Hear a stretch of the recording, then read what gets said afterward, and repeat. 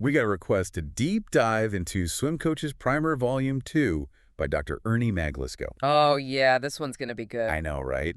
I mean, we're talking Hall of Fame coach, International Swim Coaches Association. Serious stuff. And he comes out swinging. Like, right from the start, he's all about busting those myths we hear all the time in swimming.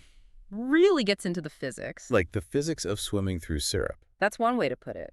Because he compares swimming to moving through syrup 800 times denser than air. Exactly. Yeah. Which is why he makes such a big deal about drag. And, thinking about it that way, it kind of makes sense. Yeah, it puts it into perspective, for sure. Big time. And it's not just drag as one big thing either. He breaks it down. There's like good drag and bad drag. You got it. Resistive drag, that's the stuff that's holding you back, like literally resisting your movement. Okay, the syrup. The syrup.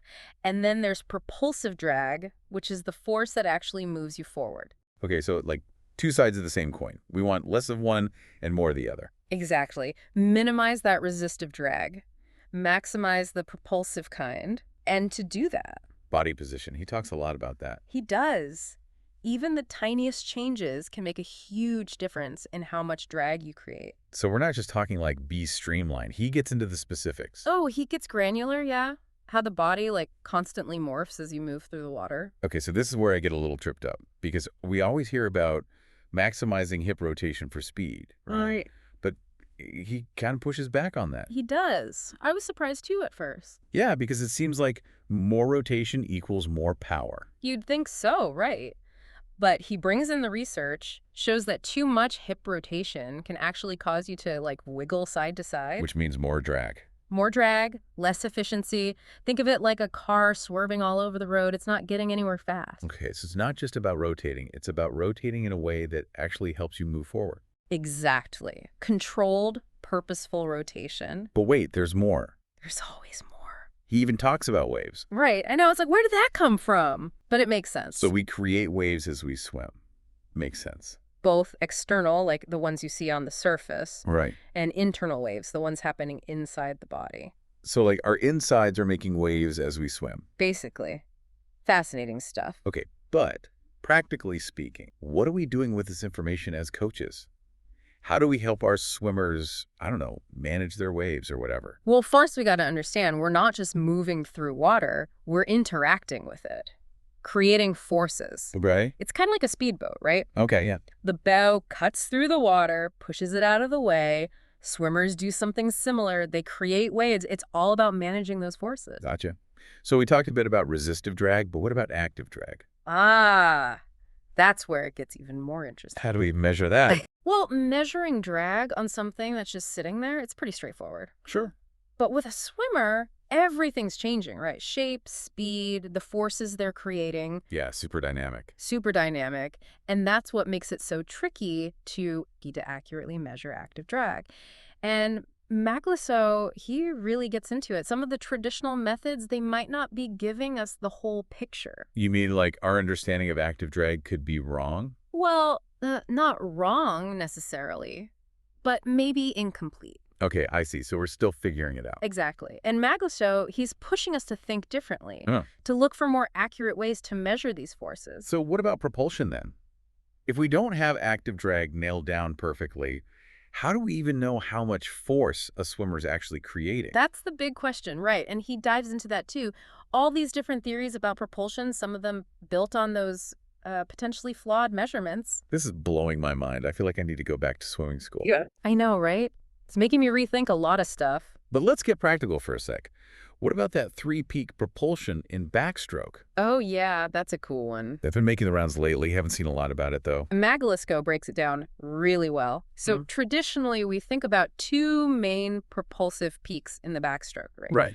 But now, you've got some elite swimmers adding a third peak during that last upsweep of the arm. So like squeezing out every last bit of power. Exactly. And it seems to be working. He gives some examples of swimmers who are using it really effectively. So this is something coaches should be looking at, trying with their swimmers. Definitely worth exploring. He goes into detail about the mechanics, the benefits, and he even includes data on stroke rates and lengths from Olympic swimmers. That's awesome. Talk about real-world examples. Yeah, this is stuff you can actually use. All right, let's switch strokes. Freestyle flip turns. Any coach knows how many races are won and lost on those turns. Oh, yeah. Tell me about it. A bad turn can kill your time. Yeah. Maglischo to the rescue. He breaks it down step by step. The approach, the flip, the streamline off the wall, even points out the most common mistakes he sees. Like what? I'm curious now. Oh, coming in too shallow, not getting a good push off. Little things that can make a big difference. And the dolphin kick. Oh, can't forget the dolphin kick. It's not just for butterfly anymore. Definitely see more freestyle and backstroke using it now. Right. It's becoming a real game changer. How so? Well, think about it. More time underwater, more propulsion. He goes into the how-to too. Timing, technique, how to get the most out of it for different strokes. I'm learning so much. This is great. And we're just getting started. What about stroke length and efficiency? Huge topic. I'm always on my swimmers about reaching, get that long stroke. And you're right on the money. Maglischo is all about maximizing that stroke length while maintaining a good stroke rate, of course. Right, because you don't want to get all long and slow. Exactly. It's about finding that balance. Okay, before we move on, any mistakes coaches should be watching out for? Besides bad flip turns. Besides bad flip turns. Well, improper hand entry is a big one. Creates a lot of unnecessary resistance, splash. Makes sense. And then there's excessive gliding, pausing too long between strokes. You want that continuous flow of movement. Okay, so it's about maintaining momentum. I like that. I'm going to use that with my swimmers. Go for it. And the best part is, he doesn't just say, don't do this. He explains why it's wrong, gives you the tools to fix it. All right, coaches, we're back for the final lap of our deep dive into Ernie Maglischo's Swim Coaches Primer Volume 2. Whew, we covered a lot of ground. We did. This ebook, seriously, it's a must-read for any coach who wants to level up their understanding of swimming. And don't forget, you can grab the full thing at swimisca.com. Couldn't agree more. So much good stuff in there. But let's bring it home now. What are the big takeaways for coaches? What can you actually do with this information? You know, one thing that really hit me was, Maglischo's emphasis on understanding the why, not just the what. Totally. He's not just giving you a set of rules. He's explaining the science behind it all. It's like he's giving you the tools to actually think for yourself as a coach. Empowering you to make those decisions, not just blindly following what someone else says. And remember that whole thing about hip rotation? Oh, yeah, that was a big one. I mean, it really makes you question what you think you know. It's so easy to get stuck in those old ways of thinking, Ro. Totally. Maglischo, he's pushing us to be, more critical, more curious. Always be learning. Always be questioning. Another big thing for me was individualization. Right. There's no cookie-cutter approach. Every swimmer is different. And that's where the art of coaching comes in, doesn't it? Yeah, being able to really see your swimmers, understand their strengths, weaknesses, what they need. And Maglischo, he gives you the framework to do that, the fundamentals. So what's one thing coaches can do right now to put this into practice? Focus on the basics. Body position, streamlining, a good hand entry. The building blocks. Exactly. You got to get those right before you move on to the fancier stuff. Makes sense. Solid foundation. Yep. Once those are in place, then you can start refining using all those great tips Maglischo gives you. I love how practical he is. It's not just theory. It's stuff you can use right away on deck. Absolutely. And remember, this is a journey, right? Always learning, always growing. Swimming's constantly evolving. We got to keep up. Speaking of evolving, remember what Maglischo said about experimenting, breaking out of that comfort zone. Yes. Push those boundaries. So here's a challenge for all you coaches listening. How can you inspire your swimmers to do that? To be innovative, to try new things? That's a great question to think about. And on that note, I think we're going to wrap up this deep dive. It's been awesome chatting with you. Likewise. Thanks for joining us, everyone. Keep diving deep and keep your swimmers swimming fast. And don't forget to check out swimisca.com for more great resources like Swim Coaches Primer Volume 2. Happy coaching, everybody. Let's hear a little bit from Dr. Maglischo in his own words at a recent seminar hosted by the International Swim Coaches Association. I've already been talking about this.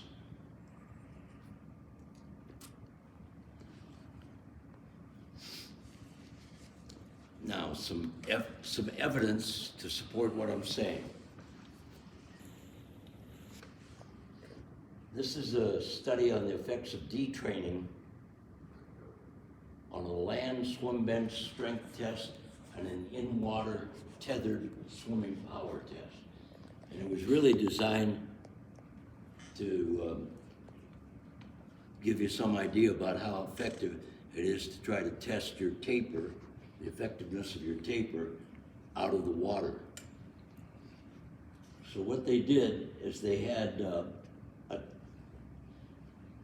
tethered test of swimming power. I forget what it was, but you can see in green there that the speed of that, or the score for that test, or the speed that they were swimming under that tethered condition, fell off almost immediately, within a week to 2 weeks. Whereas on the swim bench, it never fell off at all. So, was swimming on the swim bench really telling you something about what's happening in the water? Probably not. That's how specific things are.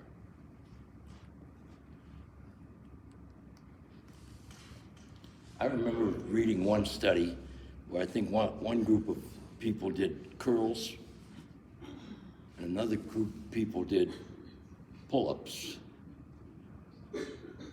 And then they tested them not only, when they tested them for the thing that they were doing, they made huge improvements. But when they tested them for the thing that the other group was doing, there was no improvement. So here you are exercising the same muscle in almost the same way. But when you test it in a different way, you don't see improvement. So it's not, training really is very specific, and it's a neuromuscular phenomenon, not just a muscular phenomenon.